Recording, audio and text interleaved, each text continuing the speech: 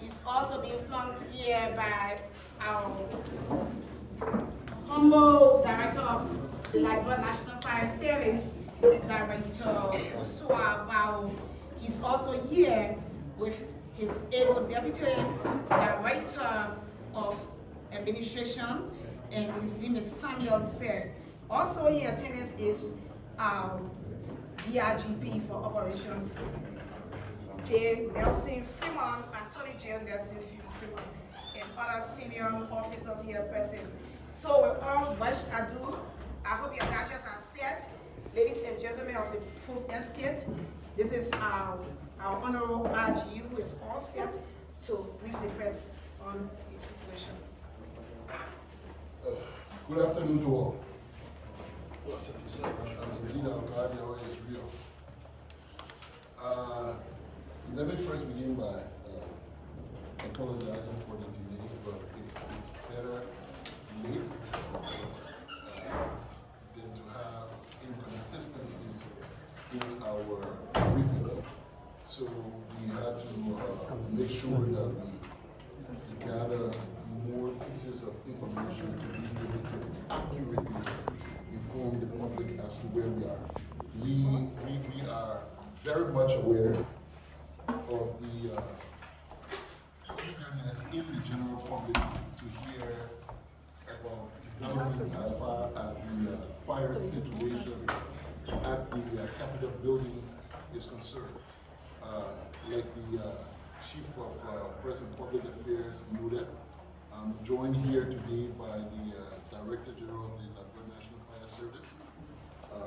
When this incident occurred, we announced earlier that there will be joint investigation by the Joint Security of the Republic of Liberia. That have now fallen short. The investigations are underway. The Joint Security is working tirelessly to ensure that we give the Liberian people some answers to what has happened in the nation. At this point in time, I think it's only fair for us to brief as to how far we are. If you all can recall, over the last few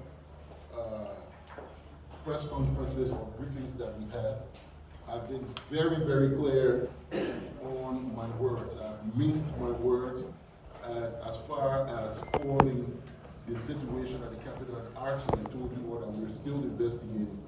And we're looking at, even though there are elements pointing towards that, but we could not with all definitive say that it was an arson.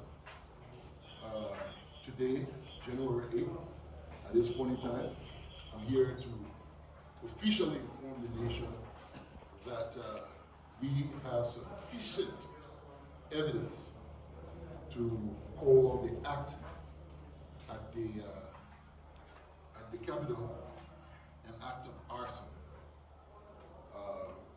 The Chief of Fire Service is here. He will throw some light on it, and then I will also follow up on some briefings as per the establishment of motive and intent and possible collaborator, conspirators, and executioners of this horrific incident at the Capitol, which is very disturbing to the nation, and that the people are eagerly waiting to hear from us where we are. Honorable Buffalo, if you want to say a few words, and then I can continue from there.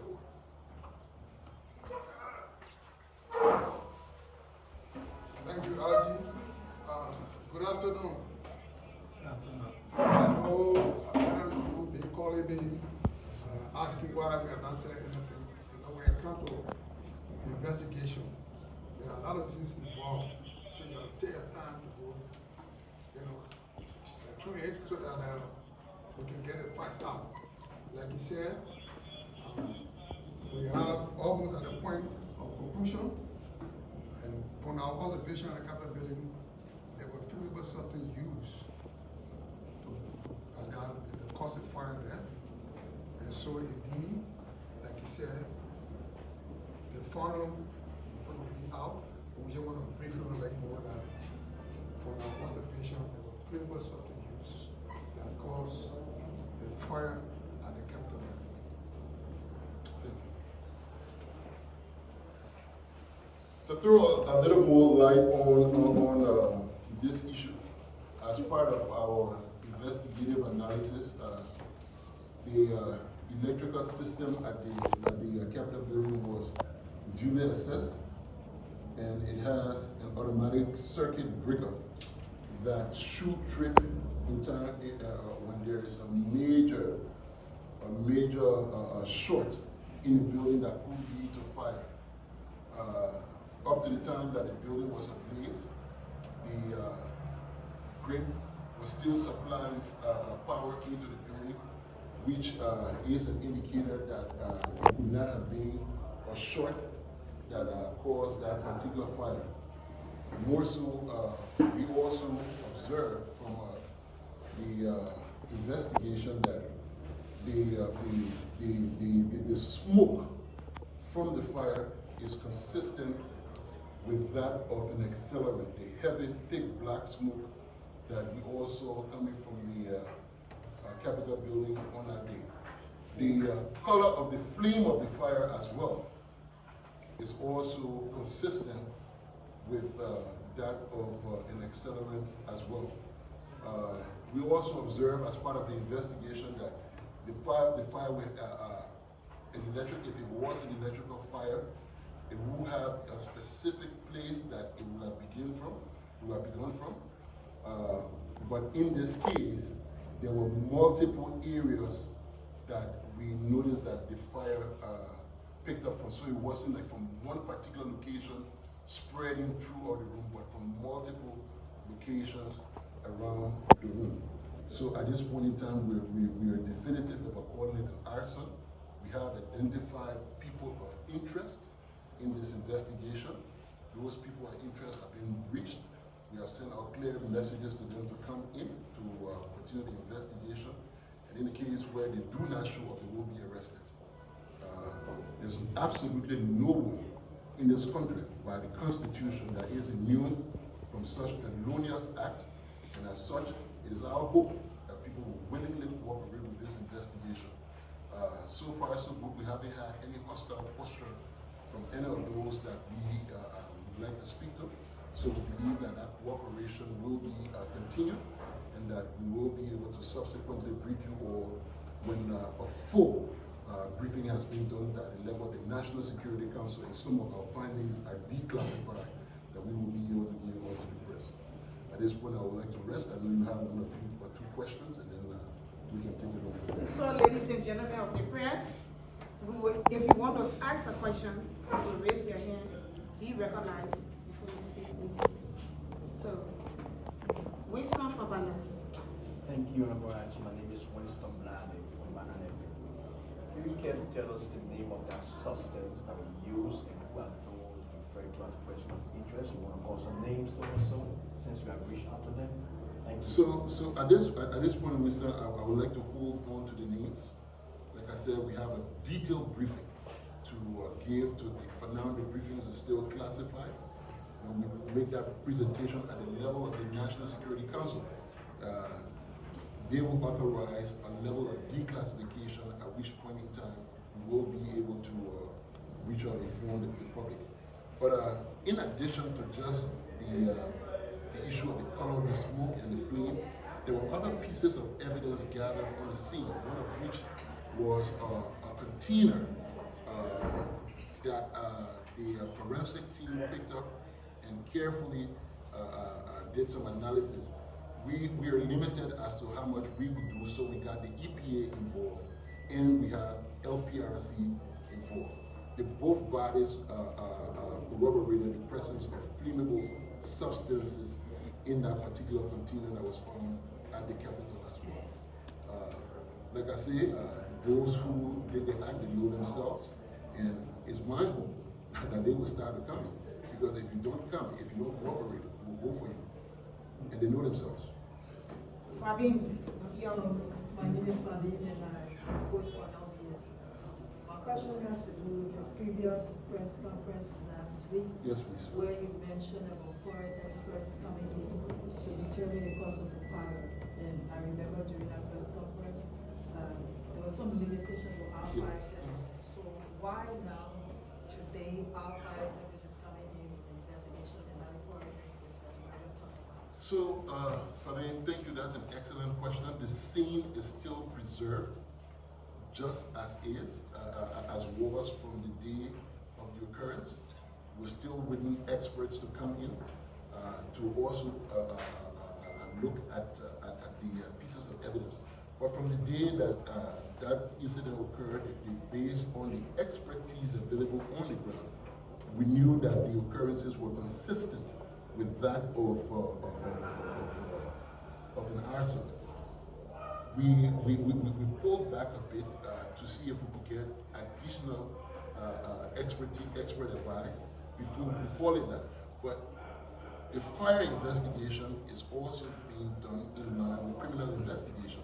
So on the basis of the criminal investigation and the fact that we are being able to collect sufficient evidence to speak to facilitation, conspiracy, and execution thereof, which we have evidence by the burning of the place, we are with all definitive certain of that particular act being arson. The foreign experts will then put the icing on the cake when and if they do come. Nobody else? Okay, okay, front page, Africa, Gerald. Thank you. My name is Gerald. Honorable IG, you talk about reaching out to people, person of interest, the body they will come. Beside that, have you made any arrest? Do you have people in custody connecting to this incident? We made series of arrests on the day of the incident because there was not sufficient evidence to connect them at the time. We allowed some of them on a personal reconnaissance, and some of them were guaranteed for by lawyers. At this point in time, some of those people who we had in our custody are now people of interest to this investigation. As such, we have reached out to legal representation, and for those who were released to the personal reconnaissance as well, that they willingly come back.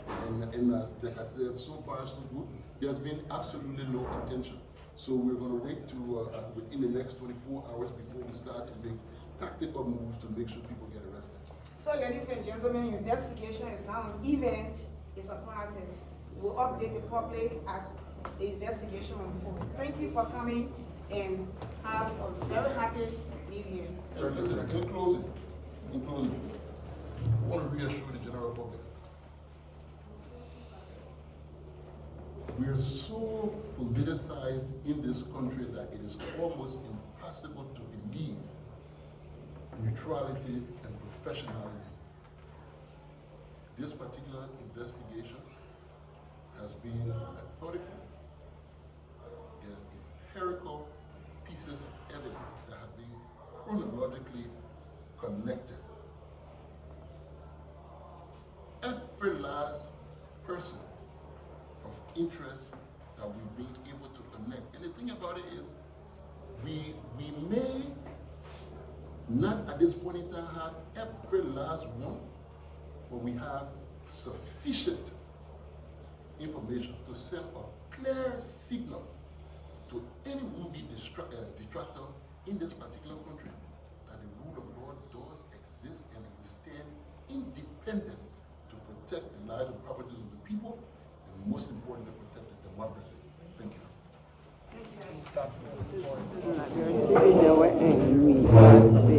National Police Headquarters, where the Liberia National Police gave updates on the burning of the